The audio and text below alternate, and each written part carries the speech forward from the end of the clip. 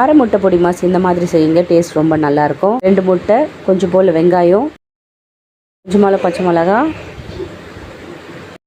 1/4 table ஸ்பூனோட கொஞ்சமாக உப்பு. முட்டையை நல்லா மிக்ஸ் பண்ணி வச்சுட்டு ஓரமாக எடுத்து வச்சிடலாம்.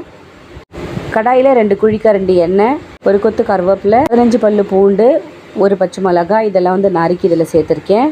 ஒரு கரண்டி வச்சு நல்லா மிக்ஸ் பண்ணிவிட்டு அது நல்லா வதங்கட்டும். பெரிய சைஸ் வெங்காயத்தை கட் பண்ணி இதில் நான் சேர்த்துருக்கேன். வெங்காயம் பொன்னிறமாக வதங்கட்டும். டேபிள் ஸ்பூன் உப்பு, table spoon garam masala, table spoon chilli powder, கொஞ்சம் போல் மஞ்சத்தூள் சேர்த்துட்டு நல்லா வதக்கிக்கோங்க.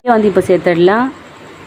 சேர்த்துருக்கிற முட்டை ஒரு பக்கம் நல்லா வேகட்டும். நல்லா வெந்ததுக்கு அப்புறமா மறுபக்கம் திருப்பி போட்டுக்கலாம். முட்டை 2 பக்கமும் வெந்ததுக்கு அப்புறமா அதை பொடி மாசாக்கிடலாம். இந்த மாதிரி செய்யும் போது முட்டையோட மசாலா நல்லா மிக்ஸ் ஆகும். சாப்பிடும் போது காரசாரமாக இருக்கும். நீங்கள் சாதத்தோடு வச்சு சாப்பிடலாம். இது நீங்கள் வெறுமையாக கூட சாப்பிட்டா கூட ரொம்பவே நல்லாயிருக்கும். வீடியோ பிடிச்சிருந்தா நீங்களும் உங்கள் வீட்டில் ட்ரை பண்ணி பாருங்கள்.